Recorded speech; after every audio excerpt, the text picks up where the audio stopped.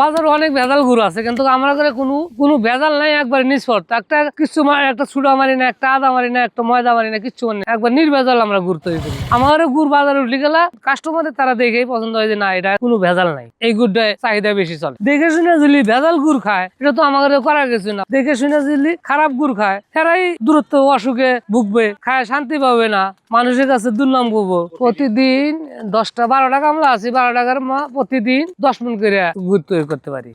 দামটা নির্ধারণ করি জানো, কেজির মাপে হইলো 150 টাকা কেজি আসে। আমরা এখানে দিতেছি 700 গ্রাম, এটা 90 টাকা বেচতেছি। এই সিস্টেম আমরা উদাহরণ দিয়ে বেচতেছি। 25 বছর 30 বছর আগে থেকে এটা আমাদের বাপ চাচারা মামারা ব্যাগ সবাই এটা আঙ্গের পদ্ধতি শিখে থেকে গেছে। তারা তো এখন নাই, তারা মারা গেছে, এখন আঙ্গের শিখে গেছে। আমরা এইভাবে পদ্ধতি আমরা ওইভাবে চালাই আসতে। চাষ আবাদ করতে গেলে এখন খরচ বেশি হয়েছে, এখন আগে কম হয়েছে, এখন বেশি হয়। এখন তেমন একটা লাভ থেকে না, তখন ভালো ছিল, তখন কামাই ইনকাম ভালো হয়েছিল। এখন তেমন একটা অত সুবিধা ভালো হয় না, সামান্য কিছু একটা লাভ থাকে। প্রথমে আমরা কৃষক নিয়ে কাটি, কাইটা কাছি আছে, কাছি দিয়ে ওখান থেকে পরিষ্কার করে ময়লাটা করে নিয়ে এসে কুশালটা ওয়াশ বাই করে দিয়া খড়ি দিয়ে আমরা জাল দিয়ে ওটা জ্বালাতে আস্তে আস্তে পানি কমে, 3 ঘন্টা লাগে পানি কমে, তখন আস্তে আস্তে জমে আসে, তখন ওই গুড়টা নামায় গুড় বানায়। দেশীয় পদ্ধতিতে বর্তমানে সুবিধা, এখন যত আমাদের খড়ি থাকবো তত আমাদের সুবিধা ভালো, খড়ি কম যত হবো তত আমাদের অসুবিধা বেশি হয়। এই যে গুড়ে যে এখন এই যে জাল দিতেছি,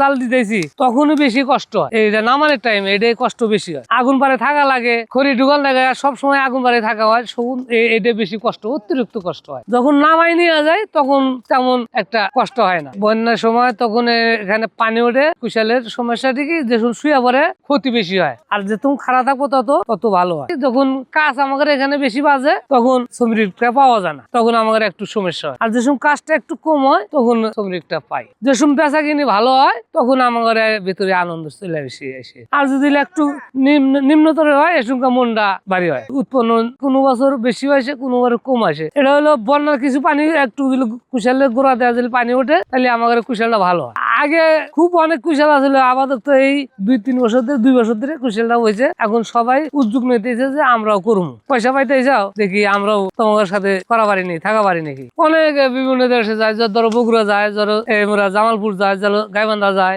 বোনাপাড়া যায়, এই সিস্টেমের যায়। বিদেশেও নিবে নিয়ে গুড় নিচ্ছে। এই কাজটা শিখাইছে আমি ছোট থাকতে আমার এক মামা, যে এই মশলা দিল্লি গেলা এই তরকারি এতটুকু স্বাদ হবো, এরকম এই গুড়টা জমতে গেলায় 1 ঘন্টা লাগে। 1 ঘন্টার পরে তখন ওটা জমে এসে তখন ওটা আমরা ডিমা বানাই। কে 700 দেয়, কে 600 দেয়, 700 500 দেয়, এরকম ভাবে করি।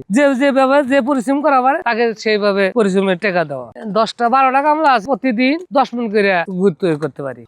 দামটা নির্ধারণ করি জানো, কেজির মাপে হইলো 150 টাকা কেজি আসে। আমরা এখানে দিতেছি 700 গ্রাম, এটা 90 টাকা বেচতেছি। তখন যে সময় লাগাইছি তখন গাছে 90,000 টাকা খরচ, 10 বিঘা জমি লাগা হয়েছে, 90,000 টাকা খরচ হয়েছে। 1,02 টাকা টিকতে পারে, প্রতিদিন 10 মণের উপরে বেচা পারবো। কিন্তু আমরা সময় পাই না, এখান থেকে কিছু লোক নিয়ে যায়, আমরা এখান থেকে বেচতেছি। এখন হাট একটা করে হাট আইসে, যে কটা জড়ো থাকে তখন হাটের দিন সবটি উড়ে দিয়ে দেয় ঘোরাঘুরি। আমার এখানে ঠিকানা আছে যে গজারা ইউনিয়নের পূর্ব পাশে, ওখানে চর আছে একটা মাঝখানে, ফুলসিরির সামনেই একটা চর আছে, চরের সামনে আমরা এখানে তৈরি করতেছি জিনিসটা।